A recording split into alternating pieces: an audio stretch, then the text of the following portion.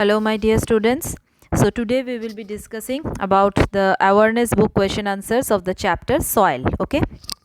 So, today basically I'll be discussing about very short and short answer type questions. Okay. So, here you see what is the first question. First question is, what kind of soil is ideal for the growth of wheat crop? Answer is loamy soil. Why loamy soil? Because loamy soil it contains, or what is the characteristic of loamy soil? Loamy soil it contains the mixture of sand, clay, silt and humus in right proportions. Okay, it has got an adequate air spaces between its particle to hold sufficient air needed by the plant.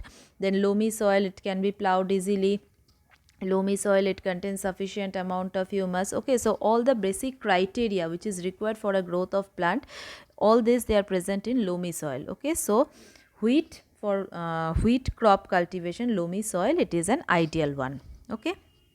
Number two, what kind of soil is ideal for the growth of paddy? Now, paddy or rice plant or jute plant, okay, they require a lot of water for its growth. Okay, they need means the places where water can be logged. Okay, so clay soil is the ideal for the growth of paddy. Why? Because clay soil it can hold much water. Okay, as because it has got a very small spaces, okay, and tightly packed particles, so it can hold more water. Okay, that is why it is ideal for the growth of paddy.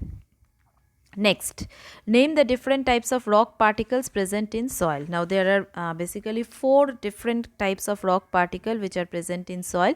Number one is clay, number two silt, number three sand, number four gravel. Okay, the smallest rock particle it is the clay. Okay, it is the smallest size rock particle in it. Okay, then comes what comes silt, which the particles of silt it is slightly larger than that of clay. Then the particles of sand it is larger than silt, and ultimately gravels are what? Gravels are the largest size rock particles which are present in the soil, and it is the heaviest among all the soil particles.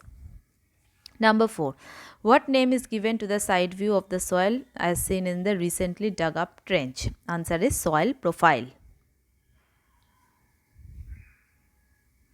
Next, name the 5 living organisms present in soil. What are the 5 living organisms present in soil? Number 1, bacteria, fungi, insects, worms and rodents. Okay, soil it is a habitat for various kind of organisms, right? So bacteria, fungi, insects, worm, rodents, all this they live in soil. Okay.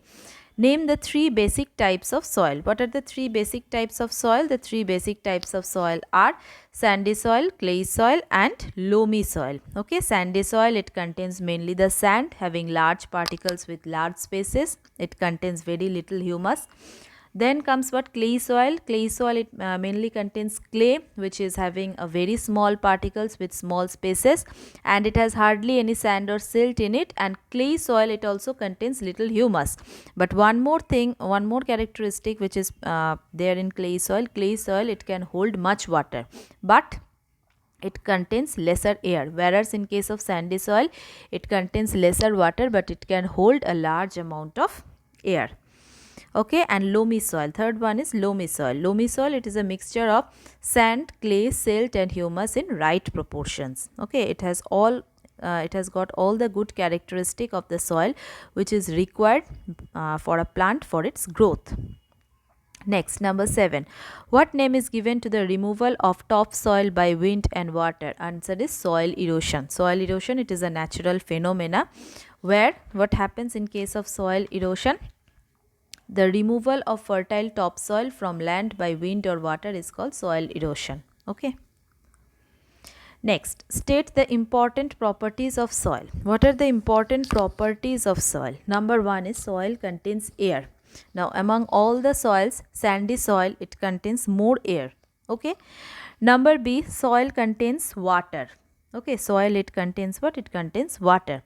Number C, soil it can absorb water, and number 4, soil allows water to percolate. In your earlier classes, I have described all the experiments related to this.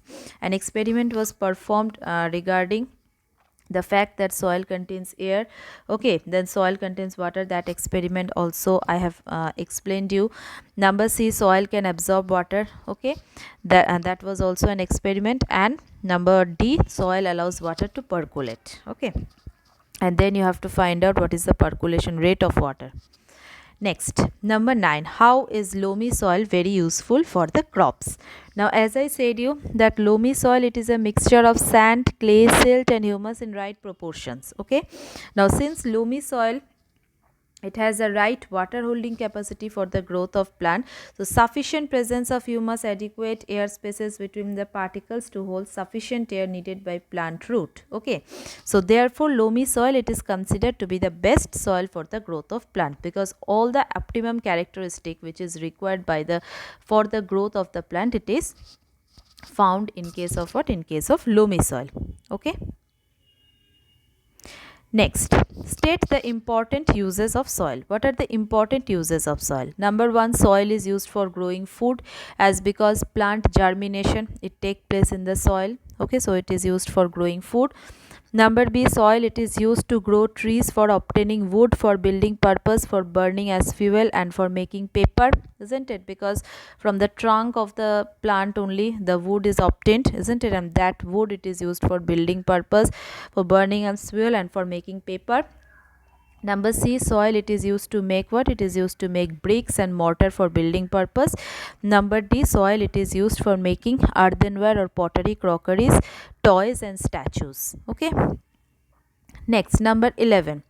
Explain why the soil covered by vegetation is not eroded easily, but the bare soil is eroded easily. Now, soil covered by vegetation, that means vegetation means lots of plants. Okay. So, soil which is covered by lots of plants, they are not eroded easily. Why? Because the root which are present in the plant, they hold the soil. Okay. They binds the soil, they anchors the soil. Okay, and hence what happens, it prevents the blowing wind to wash it away. Okay, blowing wind or flowing rainwater to wash it away. Okay, and so erosion, it does not occur in the soil which is covered by vegetation.